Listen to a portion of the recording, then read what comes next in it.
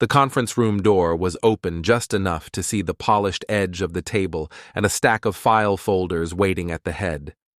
It was late afternoon in Minneapolis, the light outside going flat across the parking lot at Accent Signage Systems. Machines on the production floor hummed through the last jobs of the day while a UPS truck idled at the loading dock. In the office corridor, Director of Operations John Suter asked an employee of 12 years to step inside and take a seat. Before he did, the man said he needed his cigarettes and walked out to his car. He came back with a Glock 19 in a holster under his clothes. When Suter told him the company was terminating his employment, the response was short. "Oh, really?" And then the gun was out, and a struggle broke into gunfire that punched through walls built for quiet meetings, not violence. Suter fell wounded. Rami Cooks, a senior manager who rushed to help, was shot and would not live to see another hour. The shooter pulled the door wide and moved into the hallway. The company's founder, Reuven Rahamim, stepped from his office next door and was shot where he stood. On the production floor, workers heard the first shots as pops that didn't fit any machine they knew. Some thought it was a compressor failing. Others knew immediately and ran.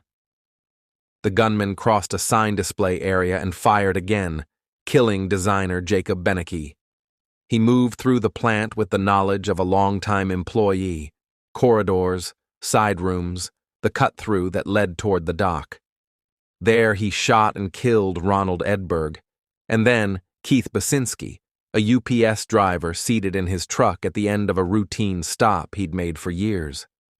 In minutes, the day had become Minnesota's deadliest workplace shooting. At 4:35 p.m., the first 911 calls hit dispatch. Shots fired, multiple victims, people hiding. Officers tore across the Bryn Mawr neighborhood toward Chestnut Avenue West.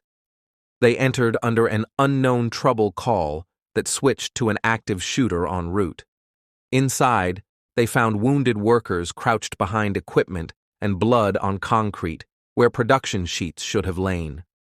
Minneapolis police pushed down hallways, pulled survivors to exits, and stepped over shell casings that led like a trail toward the back of the building.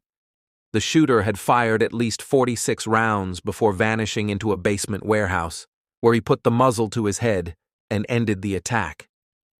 Ambulances ferried the living to Hennepin County Medical Center. Suter went in critical condition, alive because coworkers had fought for the weapon and because responders reached him fast.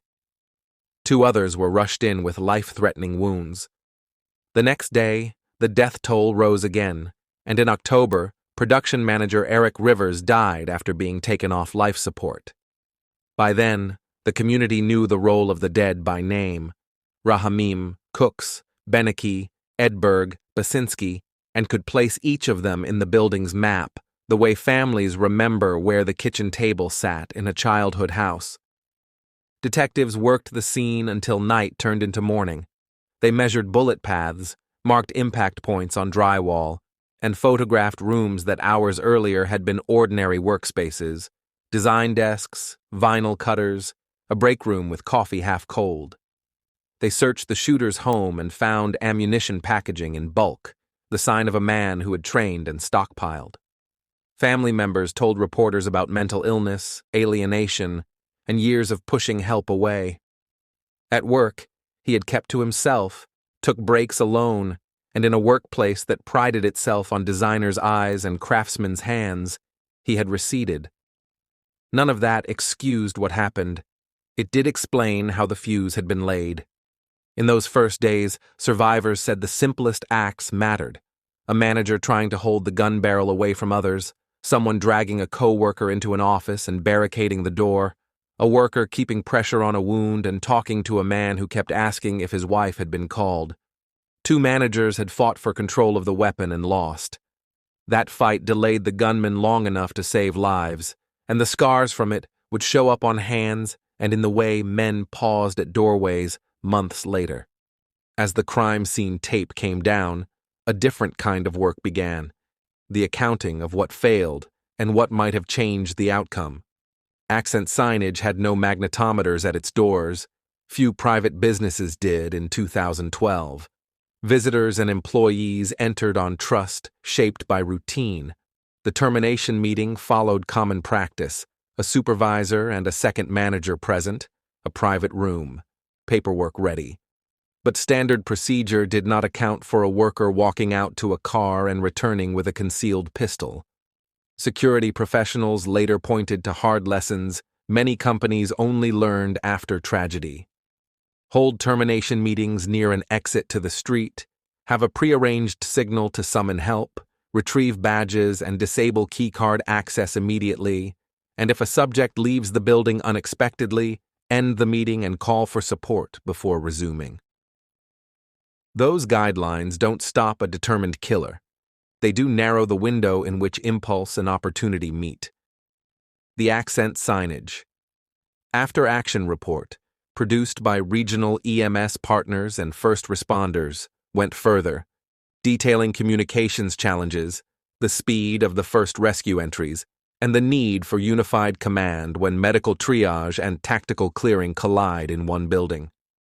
The city grieved in practical ways. A blood drive filled. Memorials layered flowers in the Bryn Mawr neighborhood. Colleagues gathered at the plant gate at dusk and said the names again, because speaking them kept them from sounding like headlines.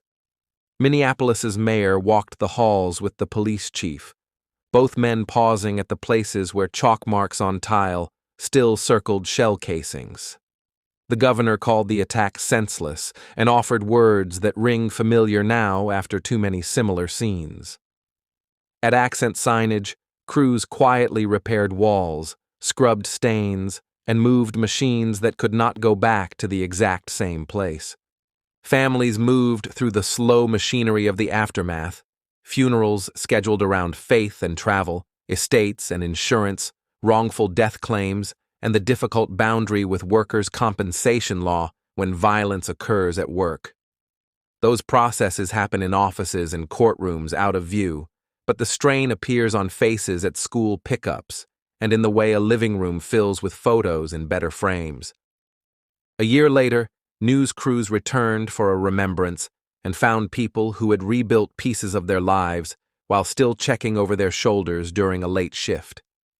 Investigators never found a single triggering insult or slight in the termination meeting beyond the fact itself. The motive was workplace termination layered on years of isolation. The method was a lawfully purchased handgun carried into a place that had not planned for a gun to appear. The timeline was minutes. The cruelty was that it took longer to list the victims' roles, founder, manager, designer, driver, production lead, than it took to end their lives. For companies that studied the case, the checklist afterward became blunt. Plan terminations as if they were high risk, even when the person seems calm. Train staff to recognize pre-attack indicators, sudden fixation on grudges, talk of weapons, threats that come wrapped as jokes, and build simple reporting paths that do not punish caution. Practice lockdown and evacuation like fire drills. Bring local police and EMS into the building before anything goes wrong, so they can learn your floor plan and you can learn their language. None of it makes a workplace invulnerable. All of it shrinks the gap between the first shot and the first life-saving act. The Accent Signage report documents how quickly Minneapolis officers made entry and began pulling victims to safety. That speed, coordinated with medics staged forward, is the difference some survivors live with every day. Stand on Chestnut Avenue West now and the building looks ordinary again. Brick, glass, loading dock, the steady sound of freight. That is part of how communities heal. They return places to use. Inside, people still talk about those minutes in 2012. Not because they want to relive them, but because forgetting blunts the only leverage the living have over the next emergency. The names are on plaques and in the mouths of friends. The lessons ride in new employee orientations and in the way a manager checks the lot before a hard meeting. Some changes are invisible unless you know to look. Panic hardware on a door, a badge reader that goes cold as HR clicks terminate, a quiet arrangement with police to park a cruiser near the plant on days when tensions run high. The simple acts are the ones that add up. The story of Accent Signage closes with a fact that cannot be softened. 7 people died, including the shooter, and others carry wounds that do not show on scans. The people who lived are left with work that looks routine from the outside and different from the inside. That is how these stories end if we're fortunate. Buildings repaired, families pulling holidays back together, managers who dread Thursdays less.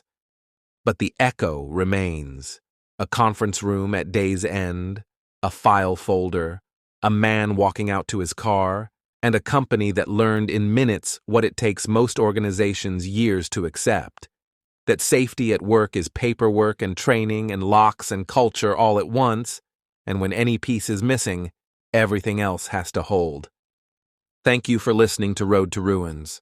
Subscribe for more true stories where systems fail and people pay the price.